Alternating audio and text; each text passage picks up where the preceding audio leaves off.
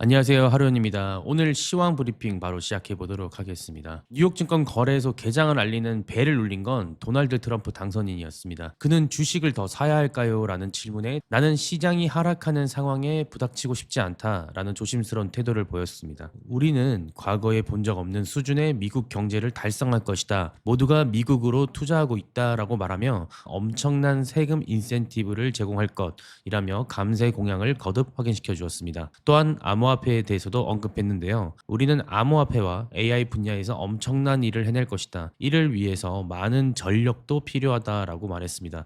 전기가 엄청 많이 필요하다라는 표현인데 은유적으로 좀 표현한 것 같습니다. 증시로 돌아가 볼까요? 나스닥 종합지수는 사상 처음으로 2만 포인트를 돌파한 뒤 증시는 조심스러운 모습 보였습니다. 차익 실현 매물들이 좀 나온 걸로 보여지기 때문에 가격은 좀 하락하는 모습이었는데요. 12월 11일 발표된 미국 CPI 데이터에 이어서 PPI 데이터도 발표됐었죠. 11월 헤드라인 PPI는 전월 대비 0.4% 상승하며 월가 예상치인 0.2%가 아닌 0.3%로 발표되었습니다. 이는 지난 6월 이후 가장 높은 것으로 볼 수 있습니다. 전년 대비로도 예상치인 플러스 2.6%보다 높은 3.0%로 발표되었습니다. 곧 발표된 PC 데이터는 앞전에 나왔던 CPY와 PPI 그리고 수입 물가에서 일부 데이터를 산출해서 집계했는데요. CPI가 나온 뒤에 월가는 근원 PC 물가를 0.2% 상승했을 것으로 추정했는데요. PPI가 나온 뒤에는 0.13%로 대폭 낮췄습니다. 뱅크 오브 아메리카는 PPI와 CPI 데이터를 고려할 때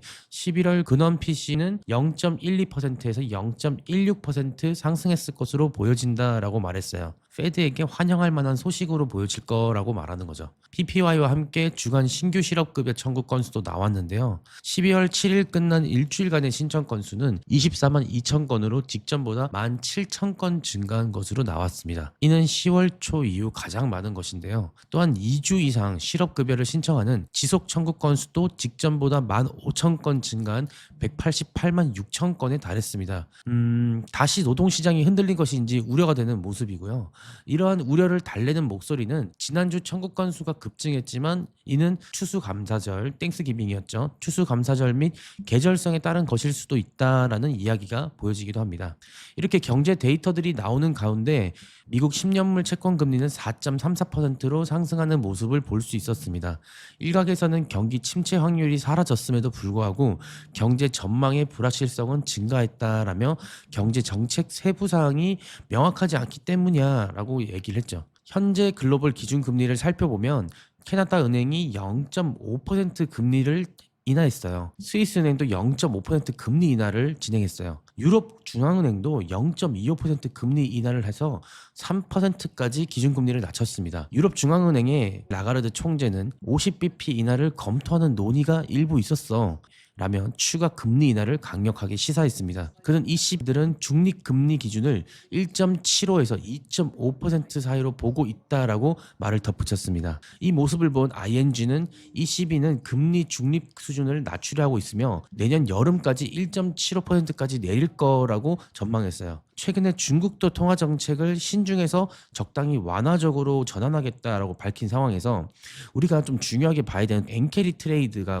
다음 주 금리 인상 가능성이 높아 보였던 일본 은행은 내년으로 인하를 미루는 분위기입니다. 일본도 더 오랫동안 완화를 유지하려고 하는 것이에요.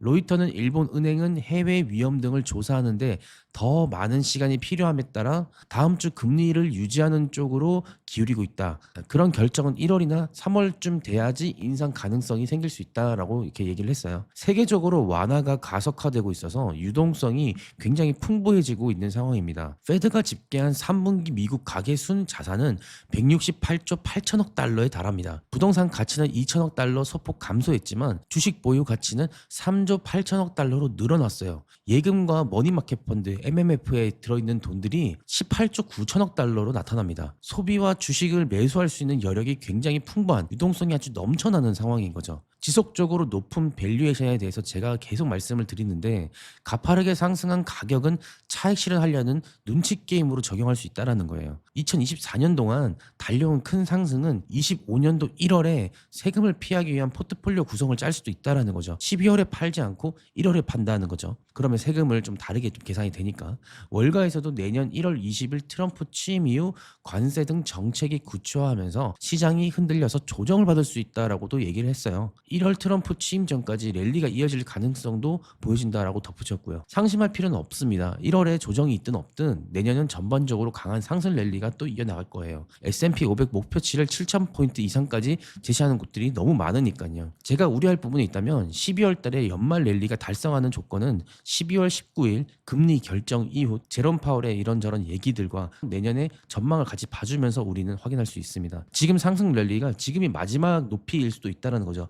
더 여기서 올라가지 않고 이제 혼조세를 만들어주면서 가격은 적정 수준을 유지하다가 1월 달에 세금을 피하기 위한 차익 실현 매물들이 대거 나올 수 있다는 거예요. 지난 영상에서 나는 이미 다 팔았다라는 식으로 얘기를 했잖아요. 지금 투자자들은 굉장히 눈치 싸움이 심한 상황입니다. 여러분들도 투자를 하시는데 이런 부분 고려하셔서 참고하셨으면 좋겠습니다. 오늘도 유익하셨길 바라며 다음 시간에는 더 알찬 정보로 찾아뵙겠습니다.